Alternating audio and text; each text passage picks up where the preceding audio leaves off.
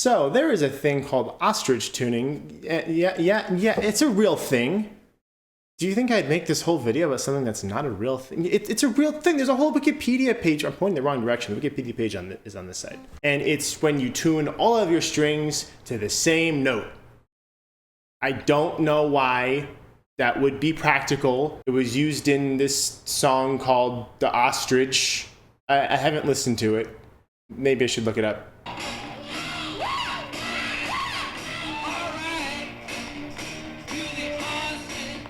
Cool. So yeah, apparently all of their strings were tuned to the same note. So that's what I'm going to attempt to be doing today, but that doesn't seem very practical because, like, how would you do chords and stuff and scales? I don't know how to play stuff when all of my strings are the same note. Also, like, you could tune some of your strings, like if the two on my ends are E's, right?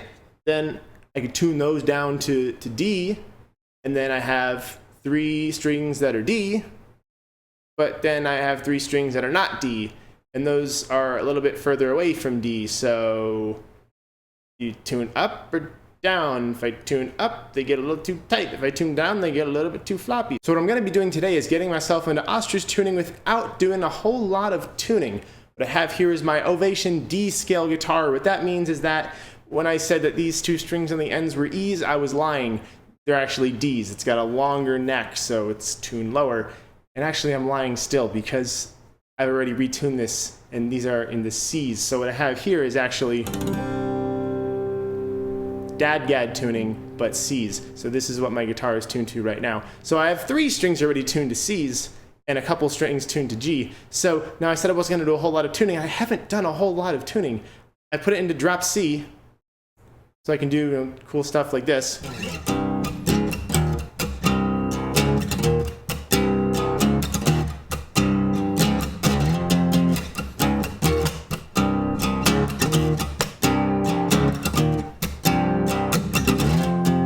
And then on the top, you just take the top 2 strings and you just lower them by a whole step. Didn't do a whole lot. And it's still a practical tuning. And that's the point of this, to still have a relationship between my strings that I recognize and that I can still play my chords and my scales.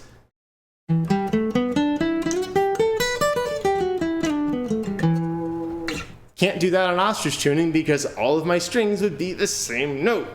So instead of tuning up, we can use a capo.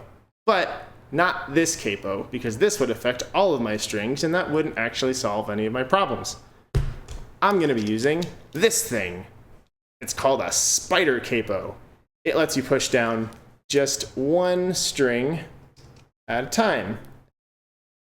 It's pretty neat, weird little niche gadget, and this is actually the first time that I will be using it for something productive, or productive-ish. So I have 2 strings that are G. So let's find when those G's become C's. Let's just make that fretting a little bit more permanent. That white goes on the outside. Right there. Tighten up that gear. And then I pick the strings that I want fretted. Right, it goes right around. Here's the finger. And then it goes on top of the string. Now they're all C's. I am now able to play all my notes that are C's, as long as I fret the 1 string that's not. Ooh, look at that.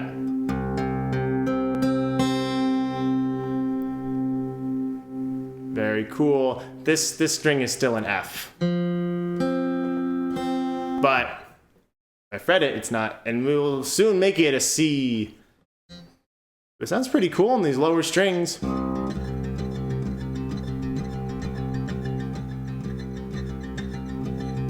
All these notes being the same. So we still have 1 string that's not a C.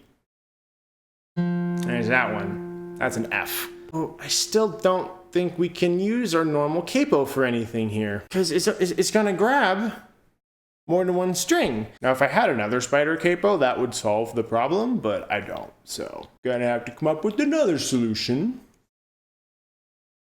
Tape might seem a little bit janky, but people use painter's tape in the studio to get strings to stop ringing out when they don't want to play them. So maybe this will work.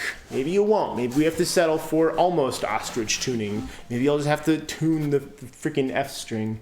But let's see.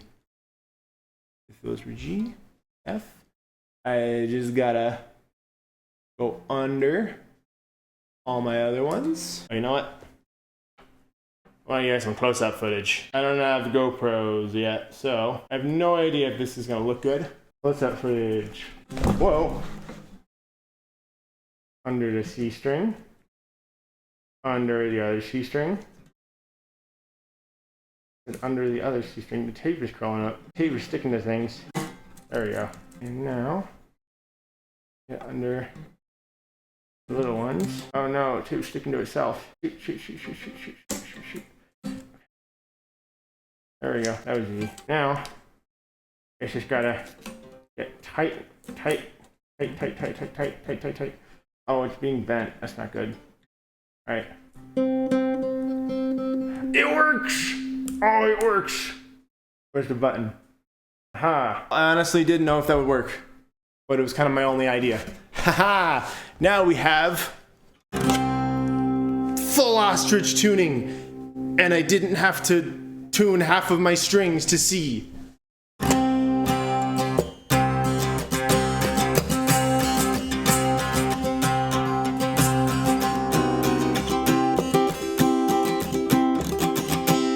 That's not an ostrich tuning chord. That's a dadgad chord. So it means I don't have to learn ostrich tuning chords, which I don't even know if there would be any. Because you would just push your finger down and it'd be all the same note. But like, that's not a chord. It's all the same note. That doesn't count. But now you could just play normal stuff, but all of your open strings are C. I guess the one downside to this, and there is only one downside, is that you don't have access to a lot of these frets, but I mean, you still have all these other ones. So that's fine, I guess.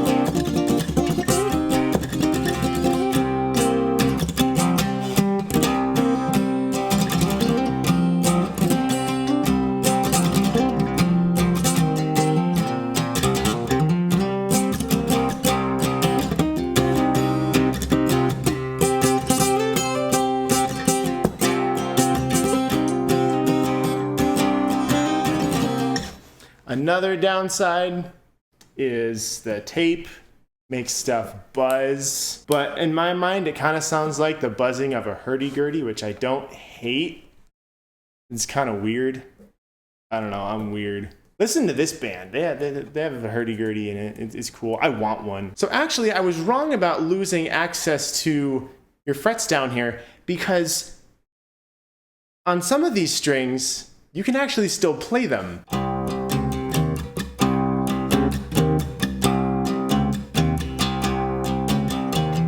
That doesn't quite work. But yeah, you can actually play on the strings that aren't being fretted, which is funny in this case because it's all of my strings that are naturally C.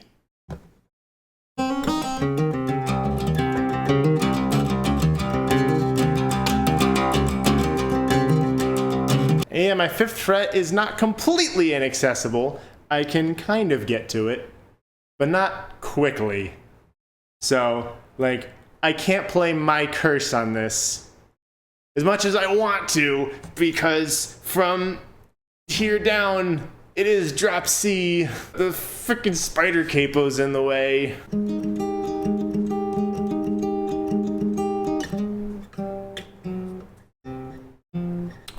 think it's a 5th fret. Shoot.